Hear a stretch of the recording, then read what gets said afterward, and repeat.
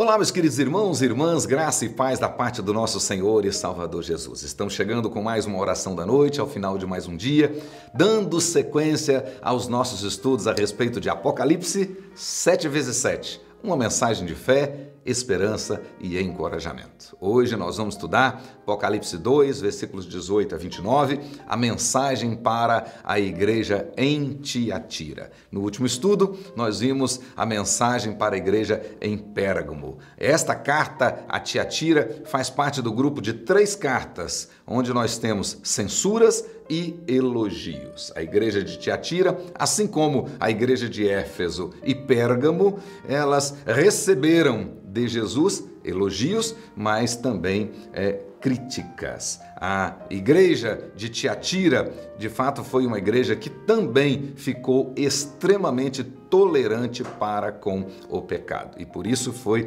duramente criticada pelo nosso Senhor e Salvador Jesus. A cidade de Tiatira ficava a cerca de 59 quilômetros longe de Pérgamo, na estrada que ia para Sardes. Era uma cidade pequena, não tinha nenhuma importância política e também não era um centro religioso. Entretanto, embora pequena, era uma cidade rica, uma cidade que tinha lã de excelente qualidade, tinha couro, linho, bronze, tinha os melhores tintureiros daquela época, os melhores alfaiates e também grandes vendedores de púrpura.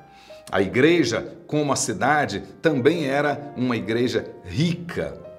Esta carta aqui do Apocalipse para a igreja de Tiatira foi a maior das cartas do Apocalipse e também a mais severa.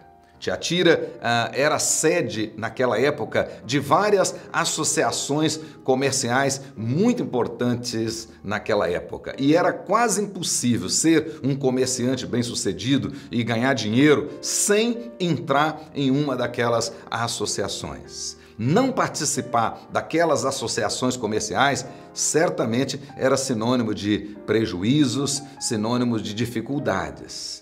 Entretanto, cada associação daquela tinha uma divindade titular. E participar daquelas associações significava adorar estas divindades. E sempre, quando eles faziam as reuniões, ao final, as reuniões terminavam com muita comida sacrificada aos ídolos e também com muitas festas, orgias, licenciosidades. Portanto, o problema na prática era o seguinte: o que os cristãos deveriam fazer naquelas circunstâncias? Deveriam transigir ou intransigir? Ou seja, manter a consciência pura ou entrar no esquema? Ser santo ou ser esperto? Ganhar dinheiro ou perder dinheiro?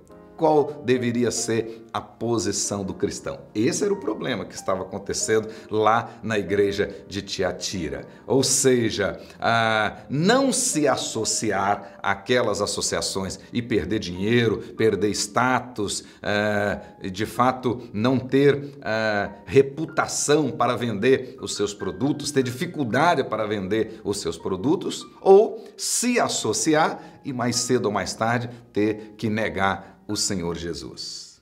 Nessa situação, parece, segundo o texto nos diz claramente aí no versículo 20, que uma pessoa lá na igreja, que Jesus a chama de Jezabel, fingiu ter então a solução. Segundo ela, para vencer Satanás, nós precisamos conhecer as coisas profundas do inferno.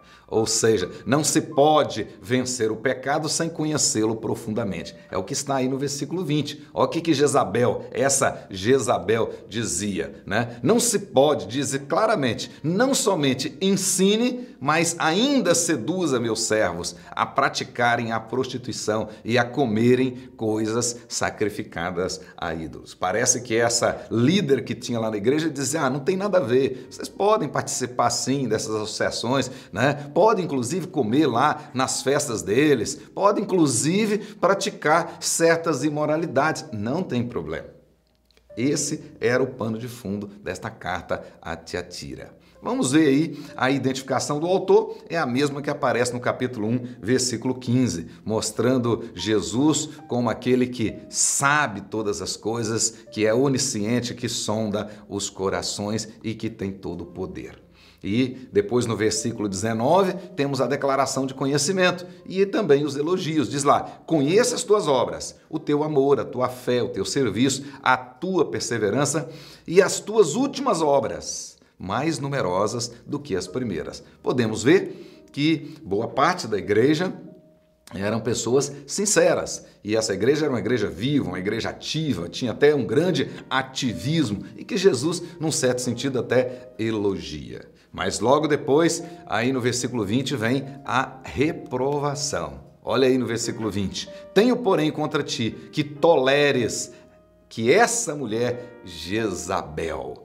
Jezabel aqui, com certeza, é uma referência à princesa de Sidom, a esposa do rei Acabe, lá no primeiro livro dos reis, capítulo 16, verso 21, que além de idólatra, tornou-se símbolo de crueldade, sensualidade, prostituição, imoralidade e idolatria. A Jezabel de Tiatira certamente não foi uma homônima da esposa do rei Acabe, mas uma mulher que ensinava lá na igreja e que era impostora, era falsa profetisa, ensinava heresias, praticava e induzia outros à prática da prostituição e da idolatria. Na realidade, nós podemos ver que tanto Éfeso, quanto Pérgamo, quanto Tiatira foram igrejas que estavam sofrendo do secularismo.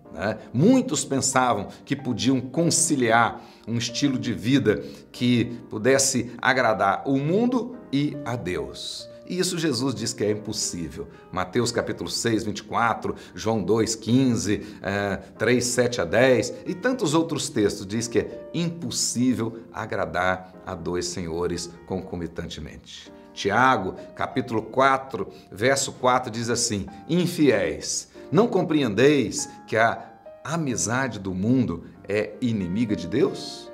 Aquele, pois, que quiser ser amigo do mundo, constitui-se inimigo de Deus. Lá em Tiatira, eles estavam achando que podia conciliar as duas coisas. E não pode. Ainda hoje não pode. Ainda hoje. Ou devemos agradar a Deus, se não for assim, de fato, não tem jeito. Não tem jeito de agradar o mundo e a Deus simultaneamente. Depois nós aparecemos aí a advertência, a ameaça, né? Versículo 21 diz assim, dei-lhe tempo para que se arrependesse. Ela, todavia, não quer arrepender-se da sua prostituição. Aqui nós vemos Deus tendo misericórdia, e essa misericórdia de Deus é o tempo exatamente para o pecador se arrepender. Caso não faça, sofrerá as consequências da ira de Deus. No caso de Jezabel de Tiatira, a ameaça era dor, tribulação e morte. Pode conferir aí no versículo 22 e no versículo 23. Contudo, no versículo 24, nós podemos ver que a disciplina de Deus não é indiscriminadamente. Deus sempre soube e saberá separar o trigo do joio, ou seja, as ovelhas dos cabritos. Mateus capítulo 25, verso 32. Observe aí o versículo 24 do nosso texto do Apocalipse. Digo lá, digo todavia a vós outros, os demais de Tiatira, a tantos quantos não têm essa doutrina e que não conheceram, como eles dizem, as coisas profundas de Satanás. Outra carga não jogarei sobre vós. E aí o texto termina com a exortação e a promessa. Tão somente conservai o que tendes até que eu venha. E a promessa é ao vencedor, ou seja, aquele que permanecer fiel até a volta do Senhor Jesus, né? A este, diz lá, lhe darei autoridade sobre as nações. É a mesma promessa de Mateus capítulo 28, 18. E a estes também dar-lhe-ei ainda a estrela da manhã. Olha que coisa maravilhosa. Aí mesmo no Apocalipse 22, versículo 16, apresenta Jesus, ou Jesus glorificado, é identificado como a resplandecente estrela da manhã.